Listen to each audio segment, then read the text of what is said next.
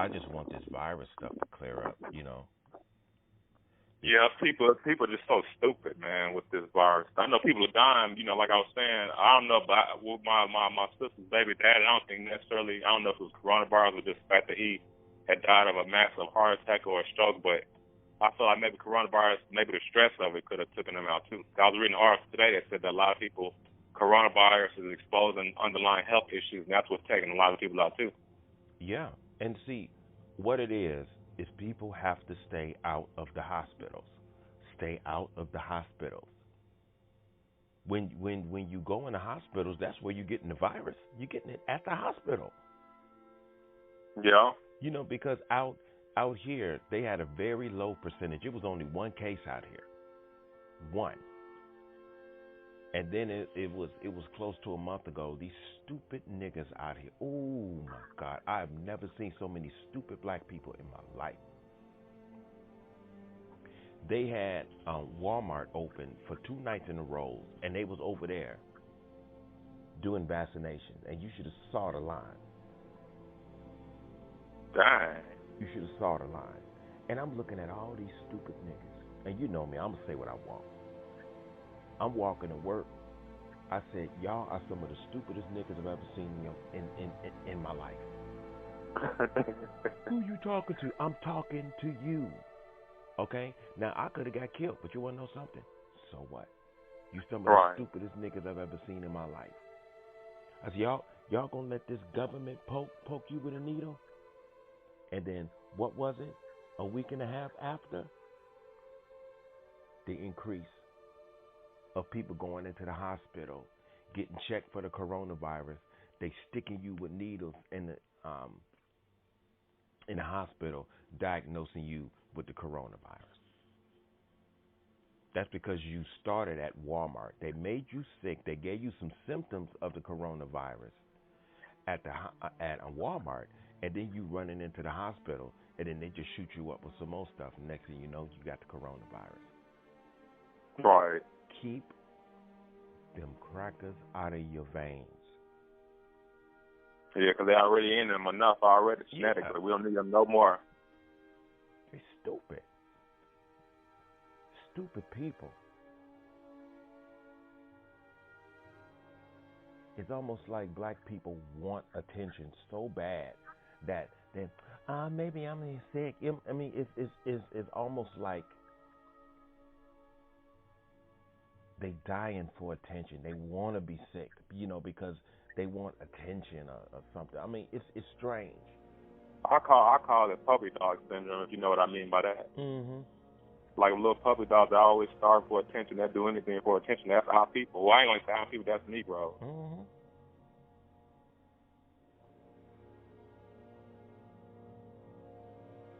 It's a damn shame. It's a shame how stupid our people are. And I didn't realize how stupid our people was until I moved out here. I mean, I really see it now. I mean, I really see it, and I'm like, you know what? Y'all have got to be some of the stupidest niggas I've ever seen. I've ever seen in my life. Somebody, yeah, oh, you go. Somebody tell them, hey girl, I was joking about this at work.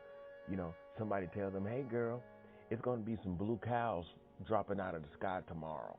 Niggas will be outside out here looking up in the sky, looking for them blue cows to drop out of the sky. It's a shame. It is a shame.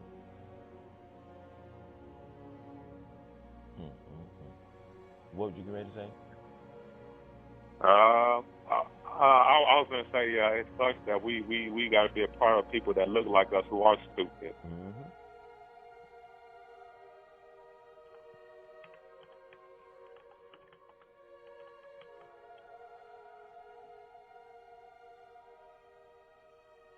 It's just pathetic. It's just pathetic, And everybody's walking around here with these masks on. Everybody looking like Darth Vader. Yeah, they look stupid. I was walking to work was that yesterday? I'm walking through the Walmart parking lot. This older black man, kind of tall, he see me walking. I don't have a mask. He said, "Where's your mask?" I said, "Where's your faith, Christian?" That's how I feel. What did he say? He didn't say nothing. He just kept walking. They don't have no spine out here, so you can talk to them like that. They ain't gonna say nothing. They don't have no spine.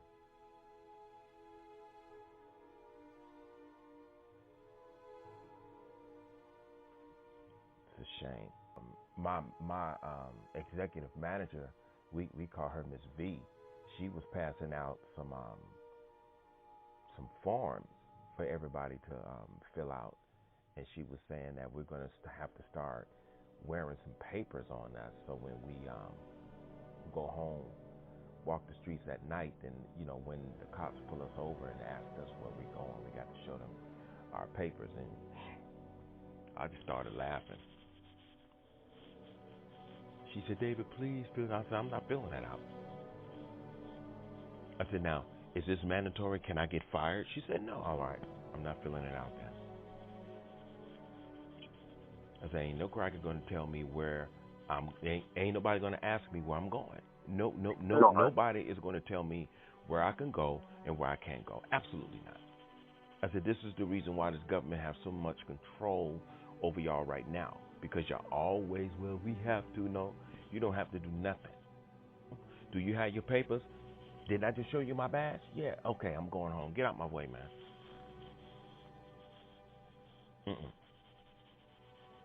I'm not going for that. Absolutely not. But it'll take you to jail. Well, then I go to jail then. And number one, I'm not going to nobody's jail. Okay? The only way you put me in jail is if I have to admit, committed a crime. Well, what's going to happen if they try to arrest you? I said, the only place they're going to take me out here is to the morgue. That's where they're taking me. I said, because I'm not bound down to this stuff. There's some people that's just gonna submit to it and abide by the rules. I'm a defiant person. Nobody's gonna tell me what the hell to do. Nobody's gonna tell me what the hell to do. You know what I'm saying? All right. If I'm walking home, I'm walking home. Get out my way, dude. I'm on my way home. Let me see your papers. No, dude. Get out of my face. Okay? Because I know that's just a bunch of bull. That's a bunch of bull. I ain't going for it. I'm not going for that.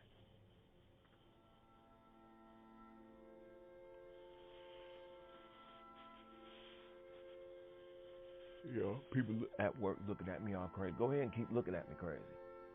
Right. And you'll hear about it. David dead. Yep, I'd rather be dead than to have what's left of my freedom over to people. What's left of my freedom? I'm not gonna do it. Right. That's what's wrong with the world right now.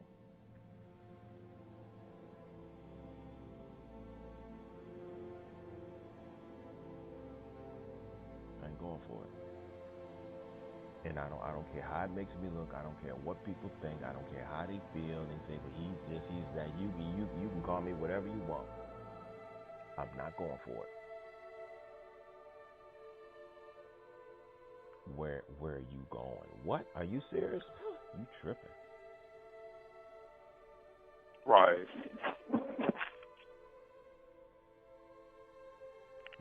That's what's wrong with the South. It's just a whole bunch of yowza boss niggas out here. Yeah, too many.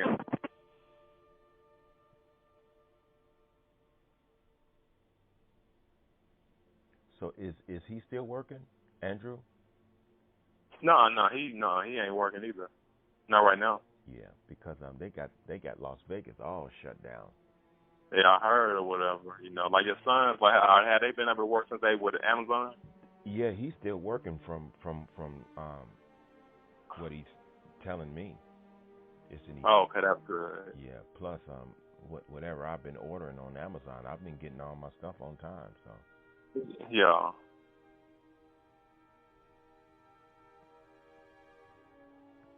Yeah, I've been getting everything on time, so it ain't no big you. Yeah. I'm just gonna, like I say, I'm just gonna take this box down there and just give it to, just drop it off at her doorstep, and I'm just gonna that's gonna be it for me.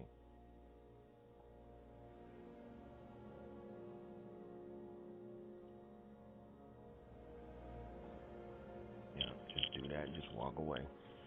Right. Because you know how something can feel like a weight on you. You know how what can feel like a weight? How just anything, you know, like something that hasn't been Resolved. yeah, Yeah. finalized. Yeah, I know. I feel that way all the time, man. I struggle with that almost every day. So I know what you're saying, my own way. Yeah. You know, as far as this thing with Salam being resolved, I don't know if that's going to be resolved or not. I'm not. I don't really too much care. I mean, if it does, you know, fine. You know, that'll be nice. You know, I put my number down there and told her, look, you know, if you want to talk about everything, if we can resolve this, you know, I ain't trying to get back with you, you know, but let's resolve it, you know, because we put a whole lot into this, and you know, so let's see if it can end better than it did, and but I did tell her that if you want to argue, then don't contact me. You know, now if that's all she want to do is argue, okay, well look, don't contact me if that's what you want to do. But even if she wanted to talk to you, at this point, you couldn't even trust that, could you? No. It's just resolved doesn't necessarily always mean there's going to be a continuation. Yeah. You know, that whole thing was a mess. You know, I'm just mainly just giving her an opportunity to weather her own storm. Now, if she's willing, well, you know, I just want to apologize. You know, things. I can't see her doing that. Yeah, I know. But see, I'm giving her that opportunity. Now, this is the reason why I told her, if that's what you're interested in, then here's my number. But if you just want to continue the chaos, it's best that you don't contact me, because you're not going to get anything from me. You're not getting no money. You know, you're not getting anything. Now, if she calls me, if she wants to argue, I'm just going to hang up on her and block her. Yeah, you know, kind of what you said a minute ago, or that kind of reminds me of one time I was like, you know, maybe you just have to deal with somebody with a long handled spoon, but then you're like, well, at that point, it sounds like really you ain't forgiving them or something like that. I forgot how you said it, but it's kind of what we were talking about, the whole resolve thing. If you feel that way, even though it's justified, it's like really, it's like you can't, you know, it's like basically saying I forgive you, but I don't forgive you. Mm-hmm. So it's like, how do you even resolve that or whatever, you know? I ain't necessarily ask you the question. I'm just making a statement. No, because what you bring up is a good point. You see, because that what you're bringing up is that I'm telling her, you know, you're pretty much leaving it up to them. Now, you know, I'm giving you, because see, I wasn't the one with the problem. She was. Yeah. You know? And I'm kind of going somewhere with this, like our fathers or whatever. How could we forget them? Right. You know, because that man, like I was saying a few minutes ago, I struggle with that every day. Because even like in my case, even when he's quote unquote nice to me or good to me, I know that any moment that could turn, and he can start tripping again. Well, so it's like, it's kind of like you know, you don't want to open yourself up to be completely free with them, because you know how that is. Because they even boast about it. In my case, they'll boast about it, like, I'll turn on your A quick and stuff like that, man. So it's like, how you, is forgiveness even for us or whatever? Does it create kind of like what you're saying with the agreement with God, does it create want us to be holding these weights, or how do you deal with that, man? Well, it's like you get to catch-22. You know, we're dealing with two different two different human beings when it comes to my dad and your dad. Yeah. I mean, we're dealing with two totally different type of human beings. Totally. You know, they're similar, but as far as resolve, they're totally two different type of human beings. See, my dad is irredeemable, irredeemable. And so once it gets to the point to where that irredeemable person, his last words to you was "fuck you," that right there, that tells you, okay, that's it. Right. You take your hands off of it, and your hands implies your emotions, your the hope principle, and all of that stuff. Just totally take your hands off of it, totally. Now with your dad, at least he's nice to you from time to Yeah. time, even though you know that's there's a very good chance that that's not going to last. My father is not kind to me at all, okay, because he's irredeemable. So if a person is irredeemable in your life, you look like a fool keeping somebody like that in your life. Why are you keeping someone in your life you know that's irredeemable? Now you're the problem. Right. It's not them. Because you're right. Mine, he can be either or, and a lot of times that either or that makes me very leery to interact with him. Cause I know how it can be. It's kind of like a Russian roulette. You don't know what you're gonna get with somebody. They can be cool one minute, and then the other way. So it's like with somebody like that, you try not to get emotionally involved too much, or involved period, because you know that the coin can, however the coin toss or whatever, that's wherever it lands. So it's like, how do you resolve? I mean, yeah, he has his moments well, but at the same time, those are just moments. He is not Or whatever. irredeemable. Yeah. You remember before when I was communicating with him, I was telling you, well, once he go there, I just negate it, like, oh yeah, all right, Dad, blah blah blah blah. He's not at that point. He's irredeemable. Period. And when somebody is irredeemable, they are in death. That's what the Bible means when it says, "Let the dead bury their dead." It's talking, in my case, that's me saying, let Kim and the rest of my family bury his dead ass. Just let the dead bury the dead, and just leave him be. Just stay out of it. Right. Mine, he always, every time he was doing one of his rants, he'd be like, I ain't going to change.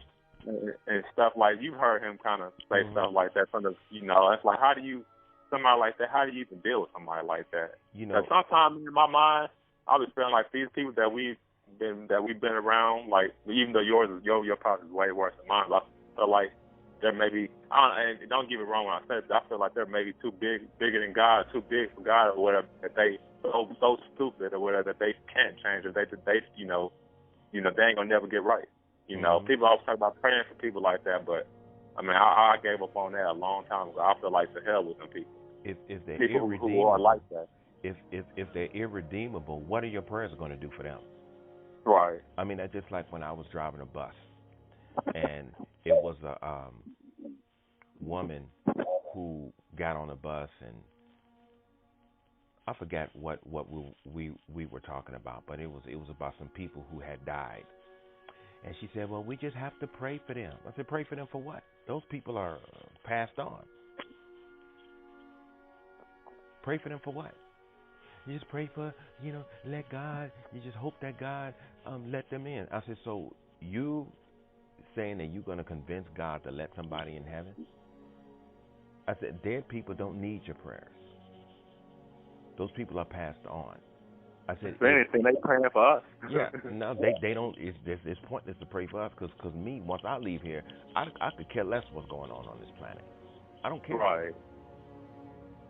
Well, I hope Daddy up there praying for me. No, I think you need to be praying for yourself. That's just like Jesus said. Go into your own closet and pray. Pray for yourself.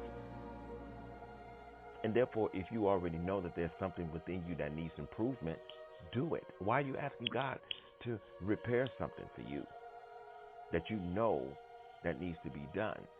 The only thing that you can ask the Creator to do is give you insight on how I can become a better human being. This is why he said you go into your closet and pray. You know what's in your closet, good and bad.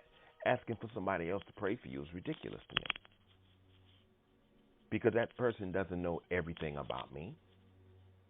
And to me, asking somebody to pray for your immortal soul, to me, that's just being irresponsible. Nobody knows you better than you know yourself. Right. Christian Kill me with that. I'm gonna pray for you. You don't know me.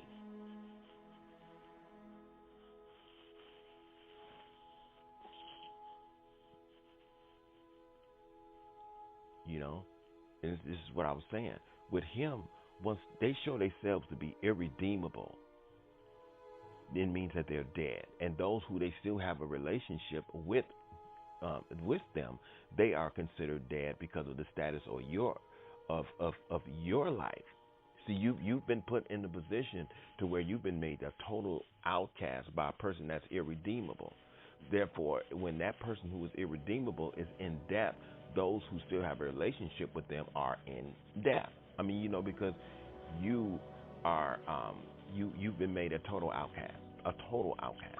And Are you, when you say you, are you talking about in general? Or are you talking to yeah, me yeah. directly? And so you've been made an outcast. I'm telling you my life as an example because you know the influence that he's had on all of my sisters. That's why when I cut him off, I cut them all off because I know what all of that stuff means. The man is irredeemable. He's in debt. So I'm cutting everybody else off because they have fallen up under his influence.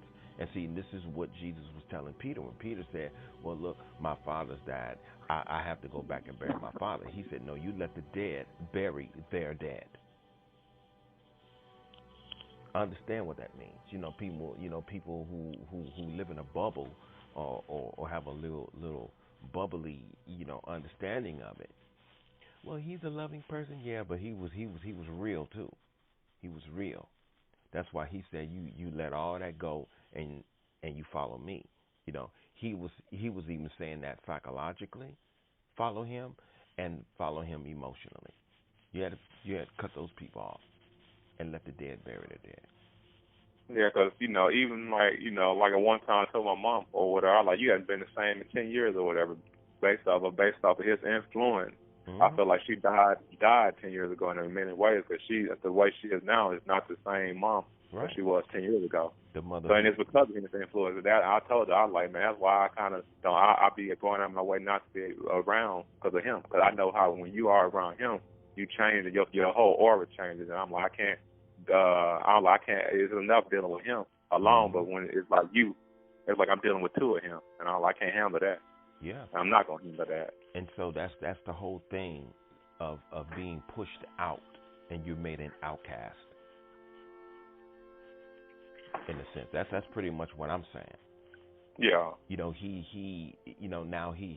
gotten to the point to where he want to see all his kids together. It's not going to happen, and he's on my case mostly because I'm the primary one he made an outcast, and simply because I won't bow down to his narcissistic demand, then I'm the devil. Okay, then I'll be the devil. Yeah. Then how about that? Yeah, 'cause it's crazy. We turn out, even in spite of our narcissistic fathers, we still turn out me and you beautiful, regardless of that pain and trauma. Hmm. And so now, people who are still have close relationships with him, of course, if they still have a close relationships with him, how can he be in debt and they don't be in debt? Well, they're in debt because they've been brainwashed against you. So you have to let them go too, because holding on to them is just as painful as holding on to him. So you have to let everybody go. And that's how I be thinking. You thinking how you talking, how I be thinking. Oh, I was like, man, that's true, cause that influence or whatever. Cause you still dealing with them, he's gonna influence them in time against you if he ain't already done it. Yeah. And in your case, he has. Yeah, and this is why Jesus had said. This is why Yeshua had said, suffer it be so. Well, what do you mean suffer it be so? He's talking about detach yourself from them emotionally, psychologically, and traditionally. He was basically saying what the Indians said at the end of Life of Pi. He said that tiger left him so unceremoniously, it broke my heart. Unceremoniously is a very important word. I've been wanting to talk to you about that too. That last scene in the Life of Pi. Do you know that tiger also represented his father? And his No, I didn't. Now you say that, I'm about to watch it again. I didn't realize that was his father. That was symbolic of his father yeah, in the movie. yeah, because you remember when he didn't get a chance to say goodbye to his Yeah, family. Yeah. I remember when you're right, because when he was on the boat, he was reflecting about that too. Yeah, and you remember when he was talking to the guy at the end of the movie, he said, "I never got a chance to say goodbye." He said, "I never got a chance to tell my father," and then he started breaking down, crying, how everything he taught me, is because everything he taught me, I was able to survive. So when I'm sitting there listening to this, see, because I know East Indian thought, because I've talked to all of those people, not And all you've of them, been there too. and I said to myself, he's talking about his father too. He said, but what hurts the most was not taking a moment to say goodbye. That was his pain when he saw Richard Parker walk away. When he said he didn't look back and say goodbye to anything. He just walked into the forest, and what hurted him is like he didn't get a chance to say. He said, "I know that Mr. Richard Parker was a tiger, but I wish I had a chance to say, I love you, Mr. Parker. You know, we survived. I love you. You will always be with me." He said, "But I can't be with him." I'm like, he's talking about his father too. He's talking about Mr. Parker and his father. When he was saying Richard Parker and his father, and he said, my father was right. Richard Parker wasn't my friend. And so I kept listening to that. I'm like, he's talking about his father too. He never got a chance to say goodbye to his father. So that tiger represented his family too. Right. So I bring all of that up is that, see, he still had a relationship with Mr. Richard Parker the same way he had a relationship with his family. But it's easy to walk away when you understand that those people are dead, and you let those people go and let the dead bury the dead. That man was deep. I don't think people understand how very deep Yeshua was. That man was deep. He was deep. When he said, "Suffer it be so," he said, "Suffer it." Detach yourself from that and understand that those people are dead. Not only your father, but those who surround him. You allow the dead to bury their dead. It's deep. He's a deep man, and I understand him. That's another reason why it's really difficult for me to get along with religious people, because religious people don't really know that man. No, because they did, they wouldn't be religious. Right. It's too many. It's too bubbly. He's too bubbly to people. But this and that and that. No. Do y'all really understand what that man meant when he said that? It wasn't, well, he loved him, he followed him. He didn't, no, he didn't love him, all right? He just met him. So you saying Peter didn't love Jesus at that moment? No, because he didn't know him. He grew to love him after he left, and they got to know each other, and they talked, and you just don't always, just instantly love somebody that much to the degree. He had a profound wisdom, and Peter had a love for truth. At that time, people were hungry, and they were starving for the truth. He said, "Suffer it be so, and you let the dead bury their dead." See, because me, I would have said, wait a minute, what is it that this man knows? Right. Why is it that he's able? Because this is the same man who walked away from his mother when he was 13 years old.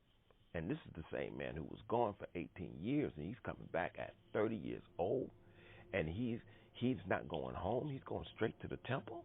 What is it that this man knows? You know what I'm saying? What is it that he knows to where his insight tells him that my mother can wait. I know my mother was hurting. I know my mother was wondering where I've been these past 18 years, but I'm going to this temple first. Okay, is he a cold human being, or what is it that this man knows? What type of insight does this man have for him to put his mother secondary? See, that would have been the type of person like, wait a minute, what did he mean suffer and be so and let the dead bury their dead? I'm going with this dude because it's something that he knows. You understand what I'm saying? You're right. I get you. This man yeah, knows I get what you're saying now. it's something he knows. Because he's telling me to emotionally detach myself, psychologically detach myself from my family. And he's also telling me to detach myself from tradition and culture as far as being there with your family and all that. This man knows something. I'm going to go with him. Yup. Because obviously, when I do start stressing about my family and stuff, he's going to sit me down and he's going to pour something into me, some type of insight into me that's going to tell me, that's going to help me understand, you know what, you're right. Come on. Yeah, I'm going to let them go. I'm going to go with you. See, this is the reason why I say they don't know him. They don't. Because they only know the theory of him. Yeah, they don't know him because if they really knew him, it wouldn't be so many Christians going to the grave sites, talking to stones. Talking about, I'm going to go visit Mama. I thought Mama was in heaven. She is, but I'm going to go to the cemetery. Do you know how ridiculous she sounds? Your mother's not in the ground. Okay? But see, that's why I don't really talk a whole lot. You know, right? Because when you have that type of insight, which is the truth, it offends a whole lot of people, and some people can't take it, you know, and so they want to go back and forth with you. I don't go back and forth with people no more. I just get away from them. Okay. I'm glad you don't. No. Do you still do that on Facebook, or you don't even bother beating up on religious people anymore? No, not unless they attack me. But I'm talking about people in my social arena. I don't really talk a whole lot no more because it's pointless. Because when you're at a certain level of understanding, when you get it, and when those people haven't got it yet, you would throw some little sprinkles out there to try to tell them about, you know, this is what that means, this is what that means. If they're not there yet, they're gonna no, that's not what that means, and blah blah. And see, and the meaning that they give you, look, I've already been there. Okay, that's not it. Now you can go back and forth with people like that. Me, I don't. I don't go back and forth. I put it like this. I don't try to convince people anymore. I just say, okay, I'm just gonna be quiet. I'm gonna leave it alone. Once again, like you've been saying this whole time, let the dead bury dead. They want to stay dead, let them. Absolutely. Because at the end of the day, it ain't your job to wake them up. They got to have something in themselves that awaken, that has some type of light in them that's like something is wrong. But most people ain't got that light. Precisely. You got it, my brother. Got it. Yeah. And see, that's another level. And see, that's the Yeshua. That's him. See, because this man walked away from his mother at the age of 13, Josh. Yes, and you also got to factor in the time that he was in, man. That would be unheard of back then to do that. So that even showed you how deep he was. But all at the same time, Joseph had just died. The very next day, he left.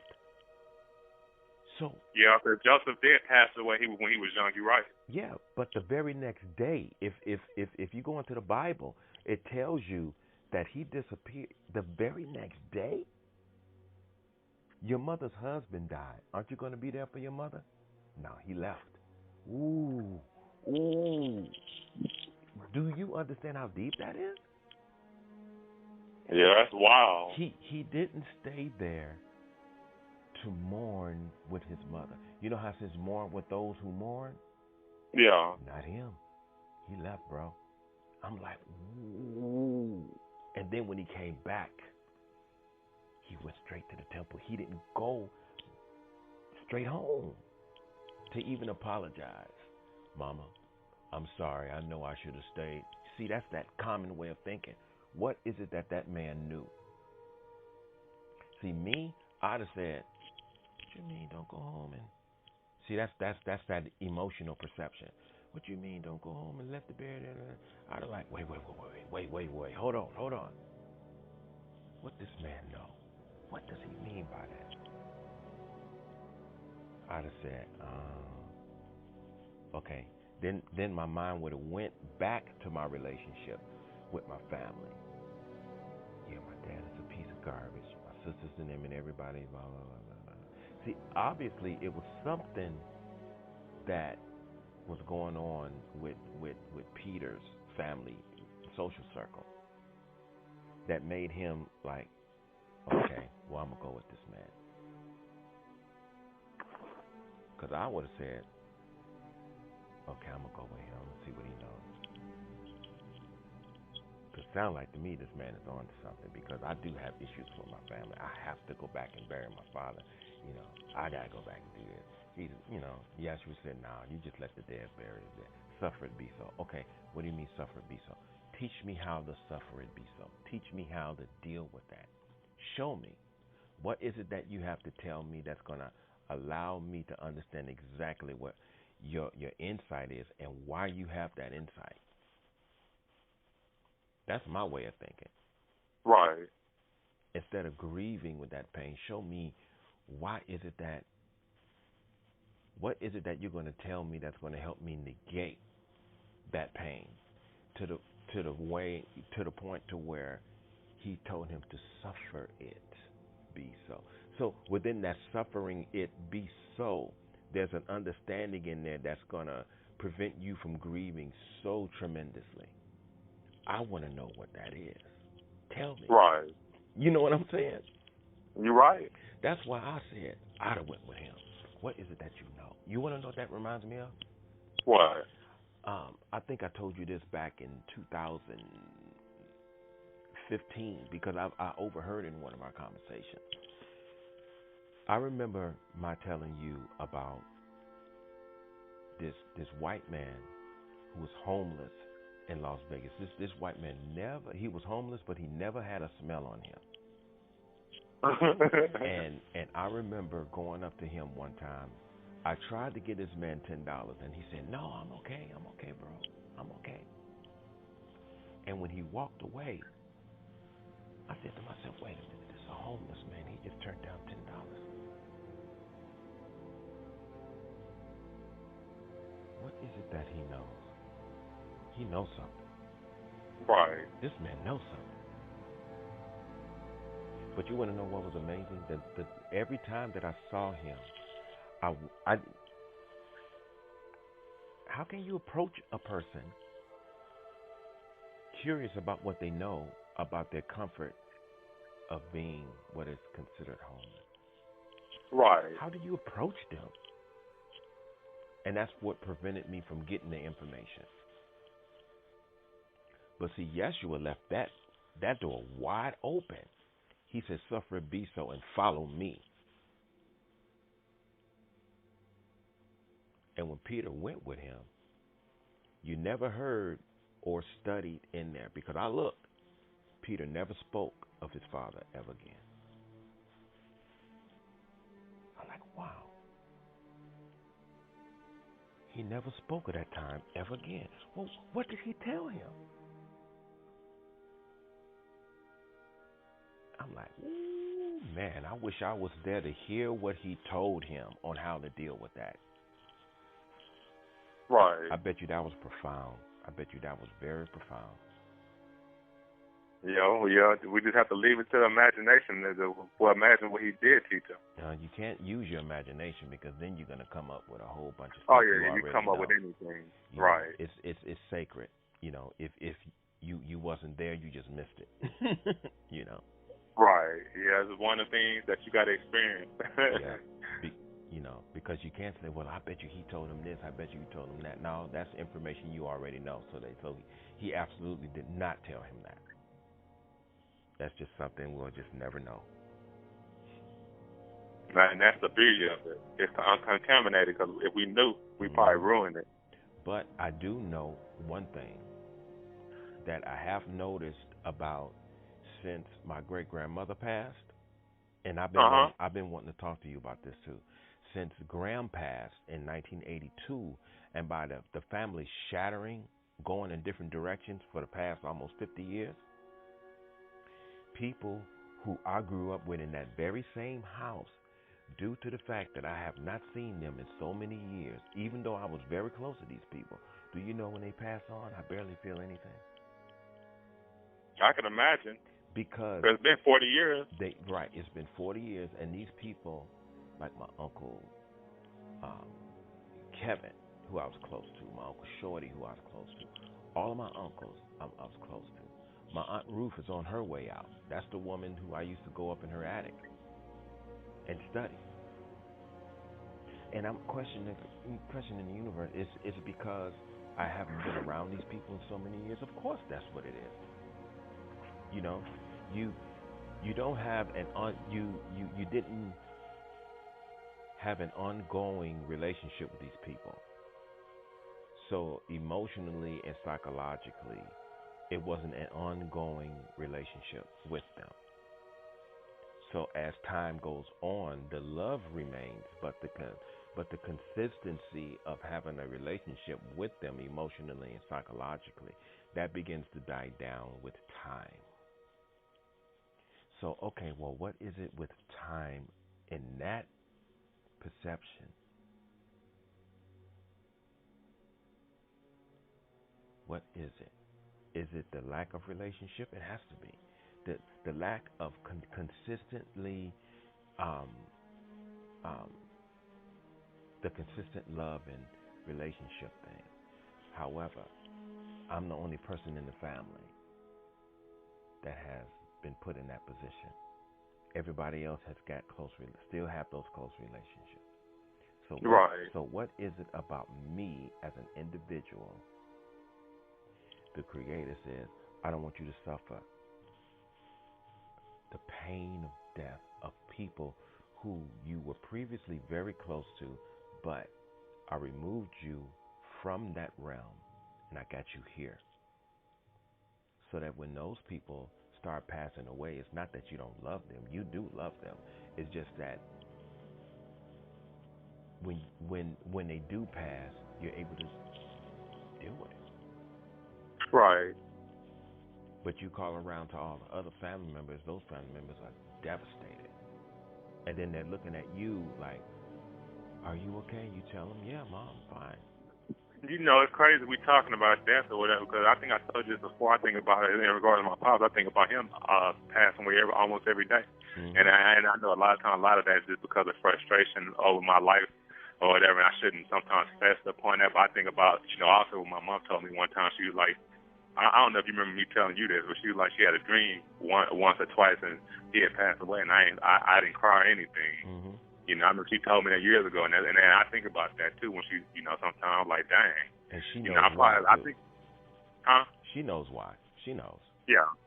I think about that all the time. And sometimes I just sit up and I can say daydream, but I be meditating. I'm like, man, as freedom people gonna be trying to want me to cry or whatever, but I'm just gonna be there. But I'm gonna be there, but I ain't gonna be there. I've been crying and inside for 30 years, man, or however long. So it's like, well, ain't no point in crying. I didn't feel that way about you when you were listening. Right. So why be fake? So at funeral, especially with black folks, when at funerals we be on the person who lost, maybe we be putting our arms on them. It's like we manipulate them into being in a state of pain. Mm-hmm.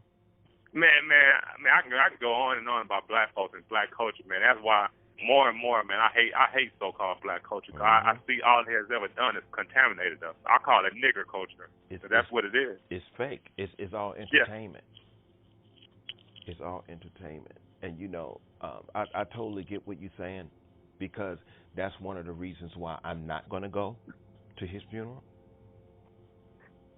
because I'm just going to be sitting there like,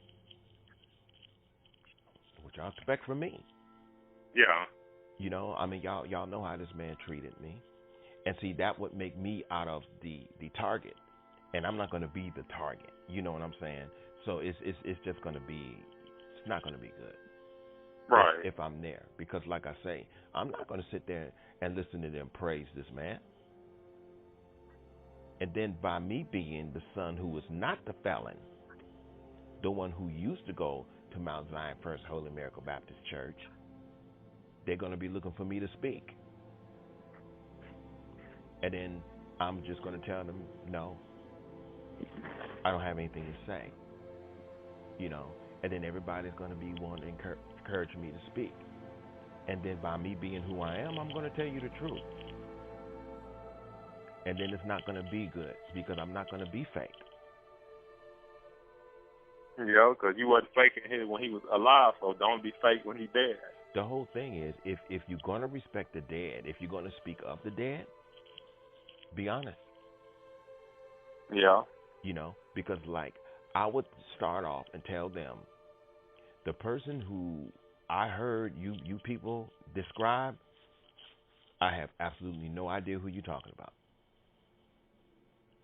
And then I would tell them that if a man is not good, a good man to his own children, it doesn't matter how nobody else in here feels.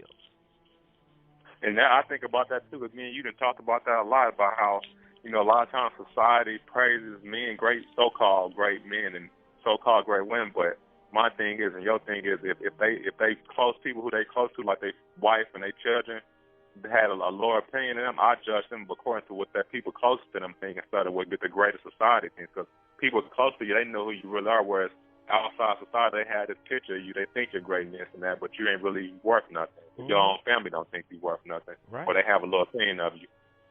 I mean, that's just like when he was so-called celebrating his 35 years of being a pastor, and both of my stepsisters were up there looking at each other like, are you going to speak first? And he talked about both of y'all like a dog. Right. So what do y'all have to say about this man? This is your daddy, and you know what's getting ready to come out your mouth. It's a lie. It's a lie. You know this. Why are you up there? Because they're pleasing him, and he's sitting up there, and he knows that everybody's lying. He knows it. But everybody wants to play the role. That's just like when they named that street after him. He said, yeah, they named the street after me, right there on Mount Zion Church. I said, yeah, I heard. He said, yeah, you heard about it? I'm like, yeah, I heard. See, he was shocked that I heard about it because I never brought it up to him. And I told him, I said, I find it kind of, he said, how you feel about it? I'm like, I don't see why you accepting Babylon. Babylon named one of the streets after you, and you a follower of Christ.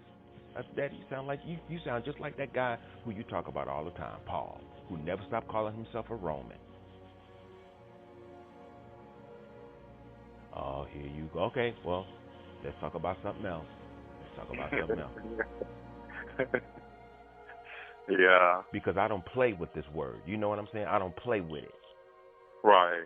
People play. They play too much.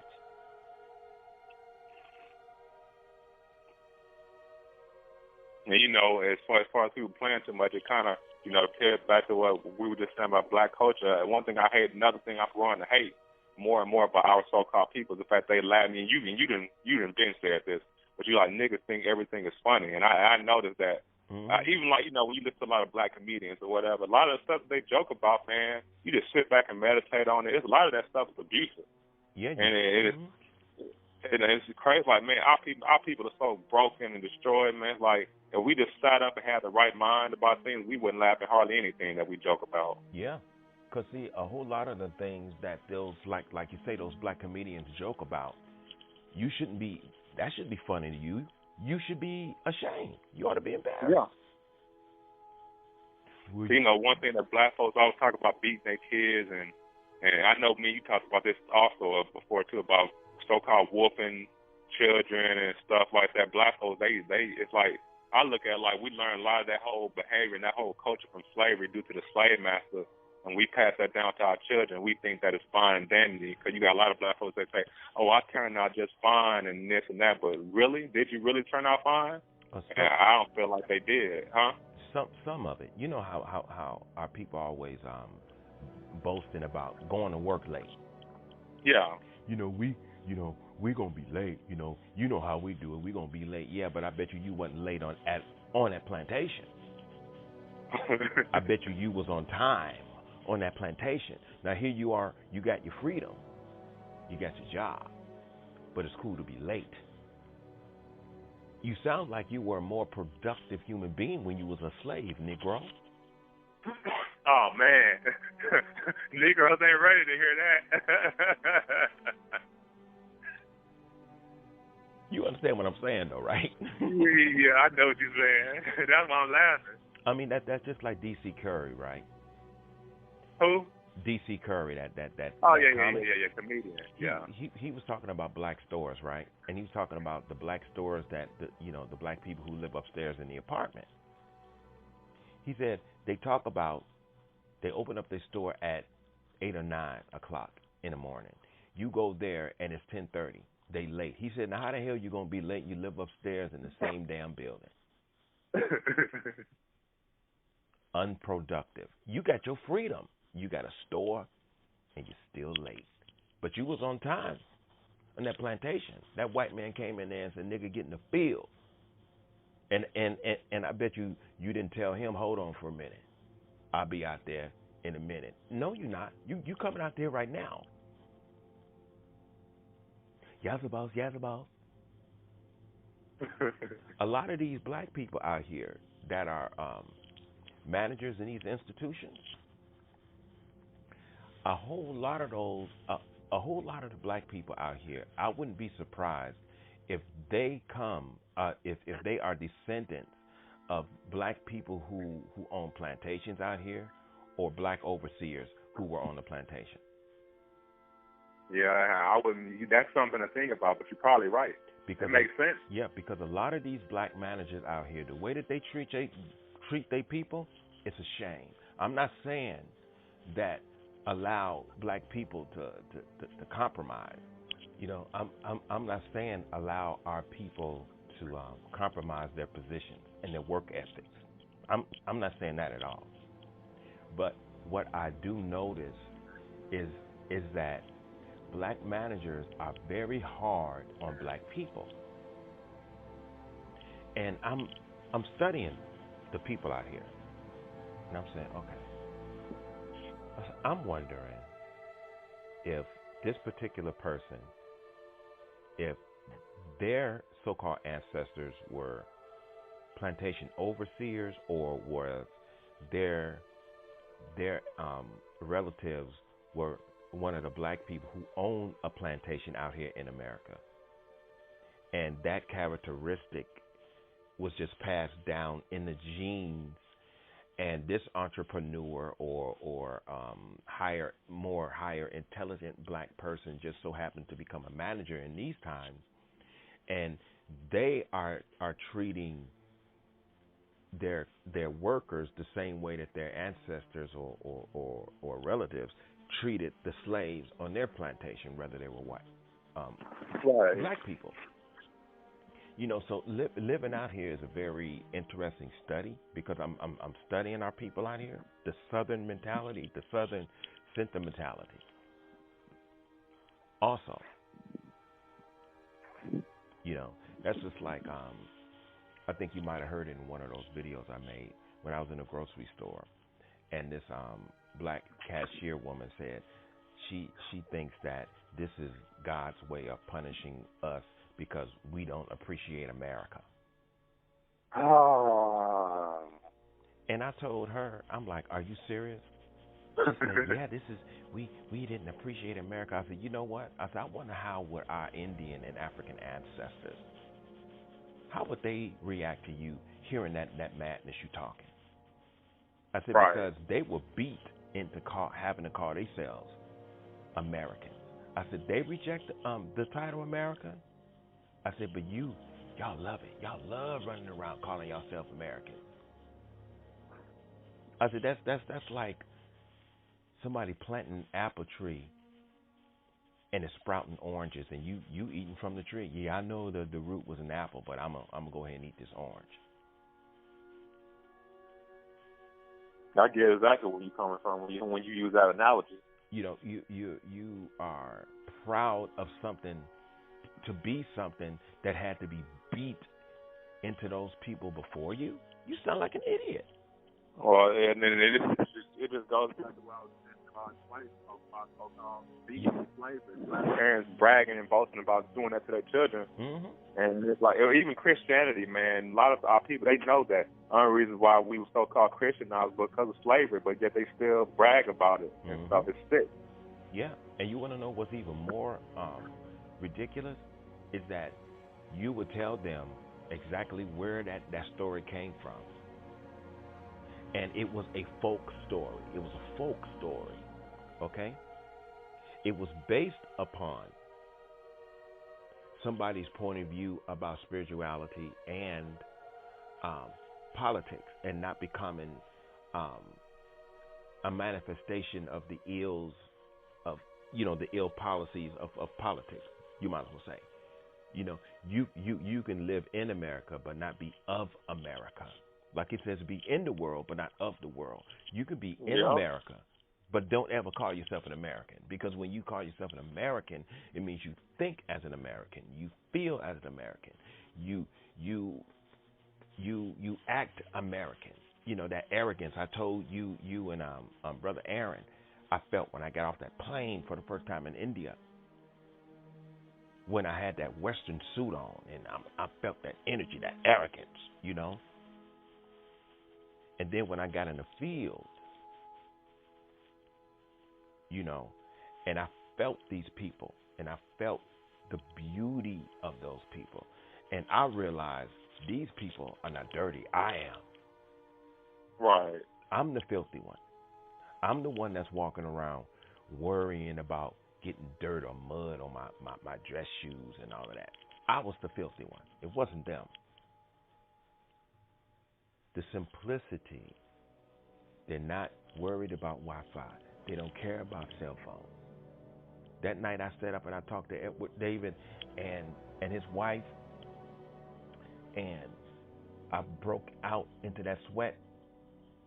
I started taking that suit off, man. I said, I never felt so dirty in my life. I said, that was that presence I felt when I got off that plane. It was that American Western arrogance. And I said, I'll never wear a suit again. Never. Right. Because that suit is Babylonian. It's Babylonian attire. This is what I was telling Sandra's daughter about one night. We was all sitting up looking at Coming to America, and she was talking about our culture and all of that. I said,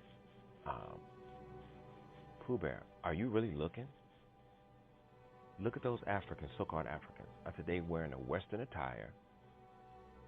They act Western. They just got an African accent. You remember when he told him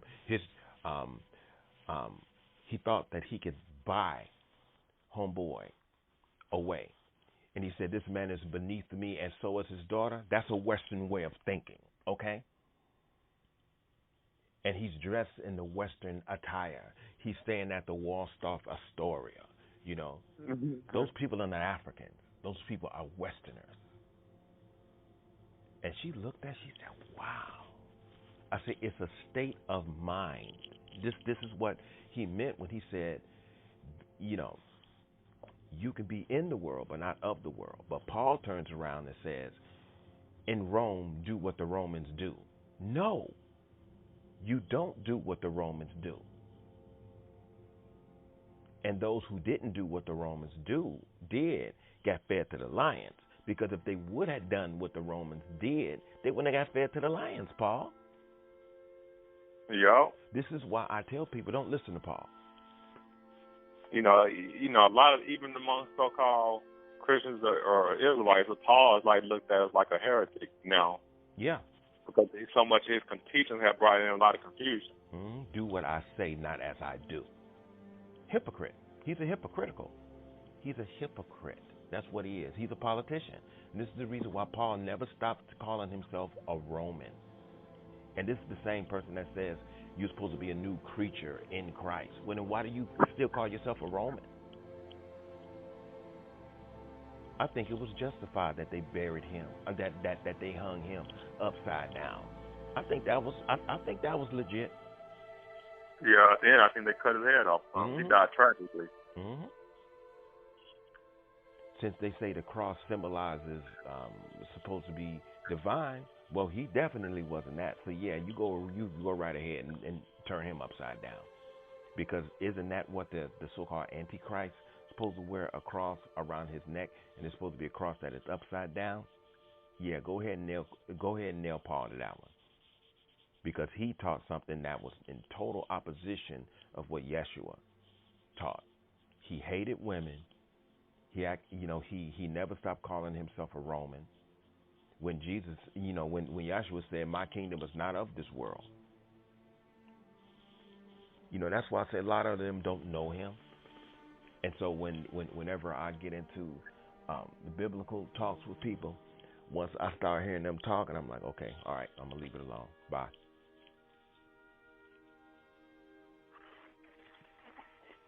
I'll leave it be.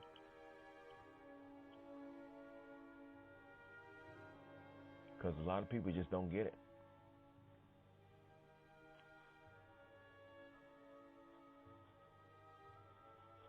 Yeah. But I tell them all the time, it's not about just reading and all of that. If you don't understand a man's mind, all your reading, all that stuff don't mean anything. Right. See, with him, if you understand his mentality, you would dress differently. You wouldn't be calling yourself black. You wouldn't be calling yourself American. You wouldn't be calling yourself any nationality, because he was free from that. He said, "My kingdom is not of this world." They say, "Are you the king of the Jews?" He said, "No, you say that I am." Yeah, that was the title that other people gave upon him. You're right. And just like say, well, Jesus was a Jew. No. It said he declared himself. They say that in the Bible it says that he was the seed of Joseph according to the flesh. Okay, well that X's out the virgin birth altogether. Right. And a lot of people don't want to accept that. Well, look, it's right here in your word. Okay, it said he was the seed, sperm cell, the seed of David according to what? The flesh. It meant that Joseph was his blood and flesh father. That's what it's right there. But then it said, but he declared himself, the Son of God, according to the Spirit of holiness. That's evolution, bro. That goes back to what he told Nicodemus. If a man wants to be born again, he cannot, if a man is not born again, then he cannot see the kingdom of God. He can't see where I'm coming from. Nope. He's not going to understand me unless he get rid of all the garbage that he's already accumulated according to knowledge and his previous understanding. You got to throw all that away, which is religion. You got to throw it away, doctrine and all that stuff, because he declared himself the Son of God according to the Spirit of holiness. And this is what it means when it says, when he said, "I go away and you see me no more." Who was he talking to? The disciples. Right, the flesh. Okay? But then he said, but when he is come, the Spirit of truth, it will guide you into all truth. A spirit will do it. A religion's not going to do it. But when you say that to people, then they want to go back and forth with you. You the devil, and okay, fine. That's why I don't talk. Nope. Because I understand where the man's mind, I understand him. And the people who I can really go deep with, people who understand what being spiritual means. You know what I'm saying? Right. You can't be religious. You have to be spiritual because he was a spiritual man. He was not a religious man. You know, he was a religious man. He was not a religious man. He spoke against religion. He spoke against politics. What religion was he? He wasn't in any religion. He declared himself the Son of God according to the Spirit of holiness. Holiness is a state of being. It is not a doctrine. It's a state of being. Okay? You're Come right. on, y'all. Come on, y'all. Wake up. You know? And then they say, but you just got through saying it's a folk story. Read the folk story and you have to extract the truth out of what he's saying, and then you have to look at the environment. How can you not understand what he's saying when you've been taken over by a government system? How can you not understand what the man meant when he said, my kingdom is not of this world? My thinking is not your thinking. This is what it meant when it says, and he who was one with his father, he's saying that he thinks like his father. Now, if God says, my thoughts are not your thoughts, and my ways are not your ways, this is the reason why Yeshua thought the way he thought, and this is the reason why he said, I am the way, the truth, and the light. Come on, y'all. It's right there. It's right there in front of you. Yeah, but people didn't have the presence of mind to see that. Mm-hmm. You know, and this is why when people hear me talk like this, they like, wait a minute, I thought he didn't believe.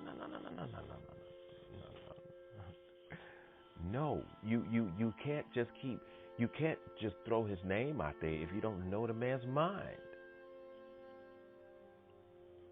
Get inside of the man's mind. Once you understand why he said his kingdom is not of this world, if you understand why he said, suffer be so, you go ahead and let the dead bury the dead. When you understand that battle, that challenge that he had in the Garden of Gethsemane when he was forced to face fear when he tried to run from it. And he said, can this cup be passed from me? And then when he said, it is not my will, but thy will be done. Don't tell me that man was one with the Father all the time, because it's right there in the book that he wasn't. He said, right, not my will, but thy will be done. Okay, you trying to say he wasn't one with God? No, he wasn't. Why not? Because of fear. Hasn't fear made you compromise, become a hypocrite at some time, or wanted to not face something? Fear does that. It's a very human thing. The man was human. That's what it means. I ain't putting him down. I think that part where he was in the Garden of Gethsemane was a beautiful part, because it was their way of telling you the man was human just like you. Right.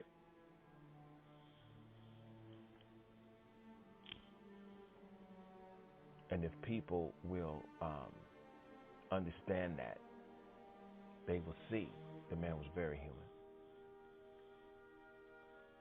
That was a beautiful part.